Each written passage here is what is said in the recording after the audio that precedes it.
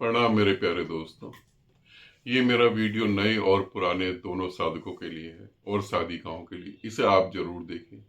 यदि आप नए हैं और मुझसे जुड़ना चाहते हैं तो मैं अपने बारे में ही कुछ बता रहा हूँ। इसे आप अच्छे से समझ लें, अच्छे से देखें और फिर डिसीजन लें कि आपको क्या करना चाहिए। क्या आपको मेरे जैसा गुरु स्वीकार करना चाहिए? क्या आपको लगता है कि ऐसे गुरु की जरूरत है हमको? गुरु इंडिया में बहुत हैं। अब तो छोटे छोटे बच्चे भी गुरु बने हुए हैं ना, हम सब देख रहे हैं। और हिंदुस्तान में सभी की एक मेंटेलिटी है, अधिकतर लोगों की, सभी की तो नहीं कहूंगा। बस भरोसा कर लो, बस विश्वास कर लो। चाहे कोई छोटा सा बच्चा जो अपने बारे में भी ढंग से ना जानता हो, बस भरोसा कर लो उस पर। हम लोग इतना चमत्कार के आदी हो चुके हैं, इतना गुलाम बन चुके हैं कि हमें चमत्कार के अलावा कुछ दिखता ही नहीं है। किसी ने गिरवे वस्त्र पहन लिए, चाहे वो बेचारा रात को 2 पैक लगा के ही सोता हो, बस भरोसा कर लो। गिरवे वस्त्र पे भरोसा कर लो, जिससे मां सीता ने भरोसा कर लिया। बस भरोसा। पागल हुए पड़े हैं हम चमत्कार के लिए। ऐसे ऐसे बुद्धिजीवी, ऐसे ऐसे बिजनेसमैन, उनको ये लगता है कोई उनका भविष्य बता देगा, जबकि उसे अपने भविष्य के बारे में नहीं पता।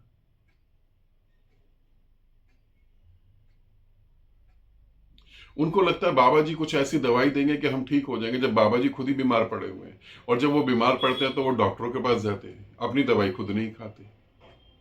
हिंदुस्तान वाकई में गजब का देश है, गजब का। हाँ, मैं जो बताने जा रहा हूं उसे आप अच्छे से सुन लेंगे, समझ लेंगे। और ये मैं आपको कथा कहानी नहीं सुना रहा हूं। कथा कहानियां मेरे को ज्यादा अच्छी भी नहीं लगती। एक साधिका की घटना है, उसके जीवन में घटना घटी है। उनका मैं ऑडियो नहीं चला सकता क्योंकि बहुत पर्सनल है, पर्सनल है, इसलिए मैं वो ऑडियो नहीं चला सकता हूँ। मगर हाँ, ऑडियो में जो मेन मेन बातें हैं वो आपको मैं बता रहा हूँ।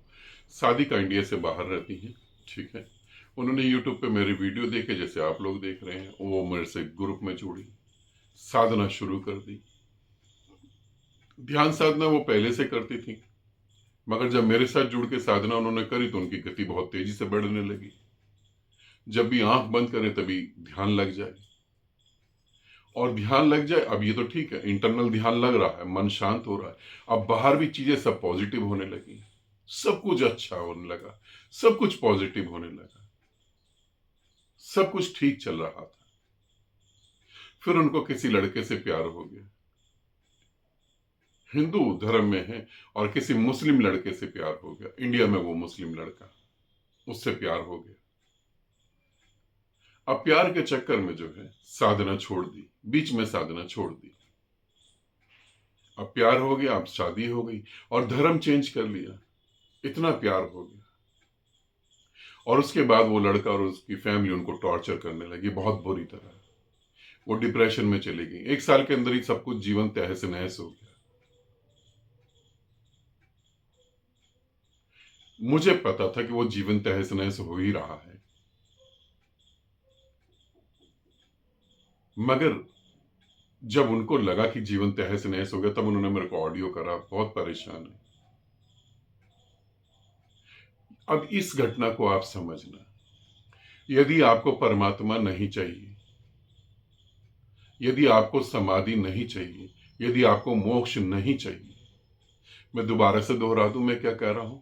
यदि आपको परमात्मा नहीं चाहिए, आपको मोक्ष नहीं चाहिए, आपको समाधि नहीं चाहिए, आप जहां हैं, जिस नर्क में हैं, उस नर्क को जीना अच्छा लगता है, तो आप मेरे साथ बिल्कुल ना जुड़े। मैं सीधा सीधा कह रहा हूं, तब आप मेरे साथ ना जुड़े। आप जुड़े, बहुत सारी संस्थाएं हैं, बहुत सारे गुरु, आध्यात्मिक गुरु हैं, जो आपको गीता पढ़ के सुनाएंगे, जो आपको महाभारत सुनाएंगे, जो आपको पुराण सुनाएंगे, आपको अलग अलग कहानियां सुनाएंगे, आपको इंटरटेन करेंगे। आप उनके साथ जुड़े, मेरे साथ नहीं जुड़े। क्योंकि अगर मेरे साथ जुड़ते हैं और बीच में आप साधना छोड़ देते हैं तो आप बहुत बड़े नर्क में चले जाएंगे। और खास तौर की ये मैं फीमेल के बारे में बता रहा हूं। मैं इसलिए बता रहा हूं कि आप समझें, आप मुझे जो और आध्यात्मिक गुरु हैं ऐसा नहीं समझें आप मेरे को कि चलो बाबा जी के पास चलो, वो सर पे हाथ फेरेंगे और चमत्कार हो जाएगा। मैं फीमेल के बारे में खास तौर की ये बात बता रहा हूं। एक बार बहुत समय पहले की बात है, एक फीमेल मेरे पास आई। किसी ने उनको बताया होगा, वो मेरे पास आई।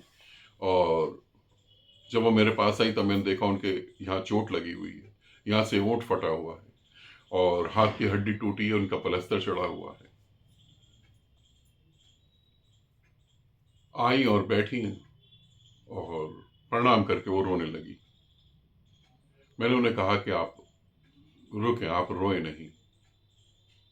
मैं समझ सकता हूं कि जीवन में दुख होगा या परेशानी होगी, आप रोए नहीं। मैंने अपने घर में मदर को बोला कि मैंने कहा चाय बना सकते हैं, तो उन्होंने कहा हाँ बना सकती हूँ। तो उन्होंने चाय बनाई, हम दोनों ने चाय पी और फिर मैंने उनसे बात शुरू करी। मैंने कहा क्या हुआ?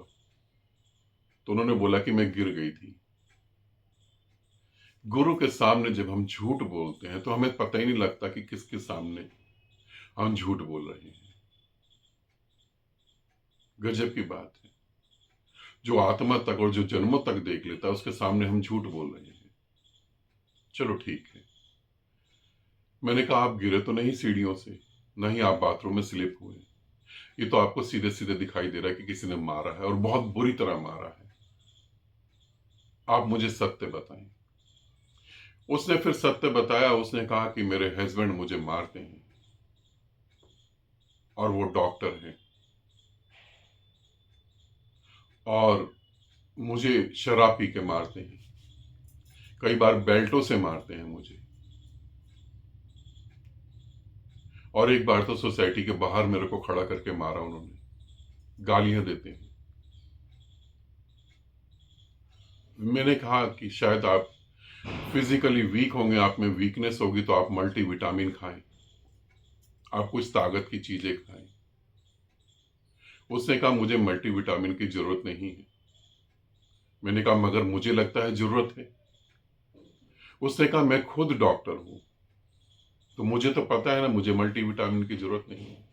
फिर मैंने पूछा आप डॉक्टर हैं कहाँ, आप कहाँ पर हैं इस समय? तो उसने बोला कि आपके गुरुदेव आपके घर के पास में एक हॉस्पिटल है, जीटीबी हॉस्पिटल। जो साधक दिल्ली में रहते हैं उन्हें पता होगा, दिल्ली में एक बहुत बड़ा हॉस्पिटल है, जीटीबी हॉस्पिटल। मैंने कहा ठीक है। मैंने कहा मैं मल्टीविटामिन इसलिए कह रहा था कि आप मुझे पता लगा आप एक डॉक्टर हैं, तो आप अपने पति को रिप्लाई क्यों नहीं करते? आप अपने पति को क्यों नहीं मार पाते? वो भी डॉक्टर है, आप भी डॉक्टर, तो आप पिट क्यों रहे? आप मेरे पास क्यों आए? आपको पुलिस कंप्लेंट करनी चाहिए। अब उसका आंसर को समझने की कोशिश करो। उसका आंसर क्या था? उसका आंसर था कि गुरुदेव, मैं अगर अपने पति के खिलाफ कंप्लेंट करूंगी और उन्हें पुलिस ले जाएगी पकड़ के और वो टॉर्चर करेगी, दुख तो मेरे को ही होगा ना। अब ये क्या स्त्री मुक्त हो सकती है? ये पिटने के लिए ही पैदा हुई थी। इसकी एजुकेशन ऐसे ही दी गई थी कि जो भी है तुम स्वीकार कर लो। ये पिटने के लिए ही पैदा हुई है। एक एजुकेटेड डॉक्टर और वो मार खा रही है। और फिर उसने कहा कि मैं साधना करना चाहती हूं, मगर मैंने कहा मैं आपको साधना नहीं करवा सकता।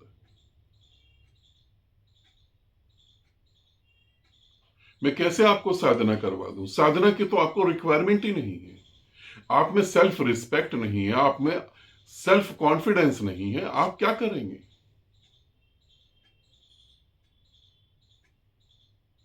और फिर उसे मैंने मना कर दिया। जो फीमेल अपने घर अपने समाज से इतनी घबराई हुई है कि वो मार खाना मंजूर कर रही है,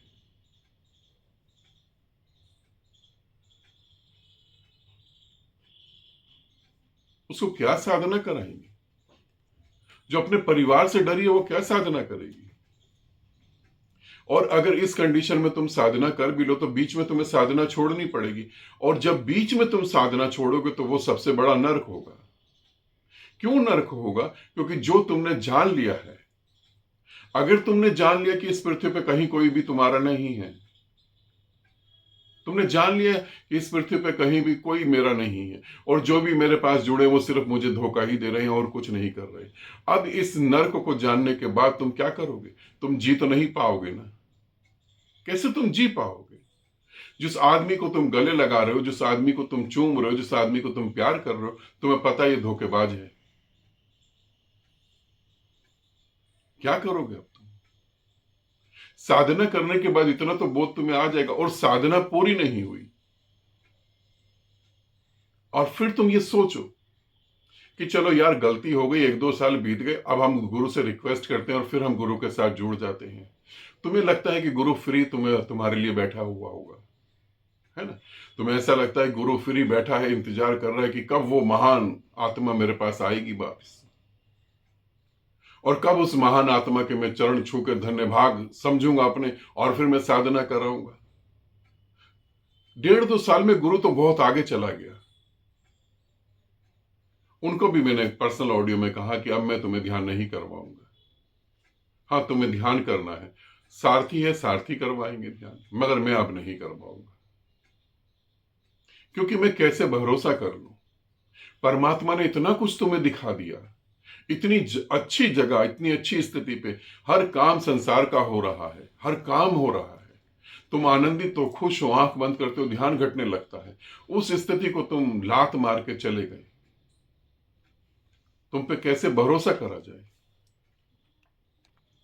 तुमने उसे ठुकरा दिया, तुमने परमात्मा को ठुकरा दिया। और मेरे प्यारे दोस्त, हो सकता है तुम पहली बार मेरा वीडियो देख रहे हो, इस संसार में कोई किसी को सुख नहीं दे सकता। यदि दे सकता होता तो परमात्मा की खोज ही लोग क्यों करते? और वो मिल रहा है तुम्हें, तुमने उसको ठुकरा दिया। तो जो भी साधना के लिए मेरे साथ जुड़ना चाहते हैं, नए साधक, जो भी मेरे साथ साधना करना चाहते, तो मैं उन्हें यही कहूंगा, परमात्मा होने तक पीछे मुड़ के नहीं देखना। और अगर साधना बीच में छोड़नी हो तो मुझसे मत जुड़ना।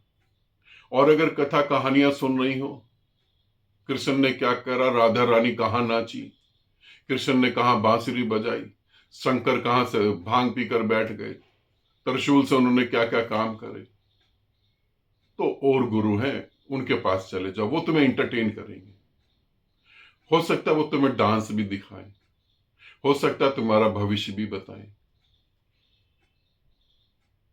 आजकल तो बहुत गुरु हैं, हो सकता है तुम्हें कंबल उड़ा के तुम्हारा इलाज भी कर दें, बहुत कुछ हो सकता है। तो फिर तुम उनके पास जाओ, मेरे साथ तो वही जुड़े जिसे परमात्मा होना है, वरना मेरे साथ समय बर्बाद नहीं करो। सिर्फ वही जो परमात्मा होना चाहते हैं, वही जुड़े। तो ये मैं उन सभी साधक और साधिकाओं को कह रहा हूं जो बीच में साधना छोड़ते हैं, उनके साथ बहुत बड़ा दुर्भाग्य घटता है। चाहे आप साधक हो, चाहे आप साधिका हो, बीच में अगर छोड़ दिया तो बहुत मुश्किल में पड़ जाओगे। इसीलिए इस बात का ध्यान रखना, मुझसे जुड़ना है तो परमात्मा से कम में तो तय ना करना बात। ये नहीं सोचना कि सुख सुविधाएं मिल जाएंगी तब ठीक है, नहीं, जब तक मैं परमात्मा ना हो जाऊं, जब तक इस बात की घोषणा ना कर दूं कि अहम ब्रह्मास्मि, तब तक मैं बैठूंगा नहीं। और जो संसार छूट रहा है, मौत तो वैसे भी छुड़ा ही देगी, तब तक मैं बैठूंगा नहीं। क्योंकि तुम यहां बैठ के कर ही क्या रहे हो? तुम यहां बैठ के दो ही काम कर रहे हो, दुख को भोग रहे हो, मौत का इंतजार कर रहे हो, और तो कुछ नहीं कर रहे। एक उम्मीद होती है झूठी कि आज नहीं कल सब ठीक हो जाएगा, आज नहीं कल सब ठीक हो जाएगा, मगर ये कल सब ठीक हो जाएगा ये कभी आती नहीं है। आज भी जो खराब है वो कल कहां से ठीक हो जाएगा? आप अपने जीवन में देखें, जो कल खराब था आज भी वो खराब ही है, ठीक नहीं हुआ। कल अगर पिट रहे थे तो आज भी पिट रहे हो, कल अगर टॉर्चर हो रहे थे तो आज भी टॉर्चर ही हो रहे हो, कल अगर गालियां सुन रहे थे तो आज भी गालियां ही सुन रहे हो, कुछ चेंज नहीं हुआ। चेंज हो नहीं सकता है। मनुष्य अंतिम जन्म है, उसके बाद परमात्मा ही घटता है। और यदि तुम परमात्मा के साथ एक नहीं हो सकते, यदि तुम अपने को नहीं जान सकते, तो दुख के अलावा कुछ भी नहीं है, और उसे तुम भोगना चाहो तो भोगो, मगर मेरे साथ जुड़ने की ये शर्त है, परमात्मा से कम नहीं, पीछे मुड़ के देखना नहीं। क्योंकि अभी 25 दिसंबर को संन्यास दीक्षा हो रही है, जो नए साधक हैं वो भी इस बात को समझ लें। ज्यादा बेटर है, परमात्मा नहीं होना तो ज्यादा बेटर है, फिर जो कर रहे हो वो करो। और ये भी मैं तुम्हें बता दूं, जो तुम कर रहे हो उसमें ना तो तुम संतुष्ट हो ना तुम खुश हो, ये मैं तुम्हें बता दूं। ये देखो, तुम्हारे अंदर की बात तुमको सुनाई दे रही होगी, ना तुम खुश हो ना तुम संतुष्ट हो, पल पल रो रहे हो, पल पल मर रहे हो। या तो तुम परमात्मा हो गई, या तो होता नहीं, या तो तुम परमात्मा हो गई, ठीक। नहीं तो तुम्हें पता ना, कई बार ऐसा होता है, कोई जानवर पाल लेता है आदमी। एक आदमी ने जानवर पाल लिया, कुत्ता बिल्ली भेड़ बकरी कुछ भी पाल लिया। अब उसको गुस्सा आया, उसे समझ नहीं आ रही, तो जूता उठाता है, उसी जानवर को मारता है। अब समझ जाओ, ठीक। तो मेरे साथ जुड़ना है तो ऐसी गलती नहीं करना जैसे इस साधिका ने करी, और भी साधिकाओं ने साधकों ने करी है। तो ऐसी गलती भूल कर नहीं करना। और तुम ये भी नहीं ध्यान रखना, इससे भी समझ लें, ये भी ध्यान नहीं, ये भी तुम ध्यान में रखना कि तुम कोई गलती करते हो और तुम सोचते हो कि चलो ठीक है, 6 महीने बीत गए, साल बीत गया, अब गुरुदेव के पास चलते हैं और गुरुदेव जोड़ लेंगे। बिल्कुल नहीं। कि चलो हम एक बार फिर संसार को जी के देखते हैं, और फिर बाद में डिसीजन लेंगे, आप गुरु के साथ जुड़ जाएंगे। अब और गुरुओं के साथ जुड़ जाओ, मेरे साथ तो नहीं। ठीक है, इससे समझना। और मुझे सुना, मुझे इतने प्यार से देखा और इतना समय दिया, इसके लिए आप सभी का धन्यवाद और बहुत सारा प्रेम आप सभी को।